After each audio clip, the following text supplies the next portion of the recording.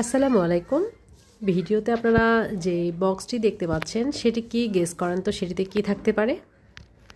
আমি জানি অনেকেই গেস করতে পারছেন এটি কি। তো চলেন এটা ওপেন করে আপনাদেরকে আজকে আমি দেখাই। তো আমার গতকালকের ভিডিও আপনারা যারা দেখেছেন তারা সকলেই জানেন যে আমি গতকালকে করতোয়া থেকে একটা পার্সেল নিয়ে এসেছি। সেই পার্সেলে কি ছিল এটাই আপনাদের সামনে আমি দেখাবো এখন। এই পার্সেলে ছিল এই যে গাইস, এই আমগুলো। এই পার্সেলটা আমাকে অ্যাকচুয়ালি আমার সবচেয়ে ক্লোজ ফ্রেন্ড, আমাদের এলাকার ছোট্টবেলার একেবারে ছোট্টবেলার সাথী, খেলার সাথীও বলা চলে। সে এবার নতুন বাগান নিয়েছে, তাই নতুন বাগানের আম প্রিয় বান্ধবীকে খাওয়ানোর জন্য পাঠিয়ে দিয়েছে। সে এত দূর থেকে ভাবছে যে আমার কাছে আম পাঠাতে হবে।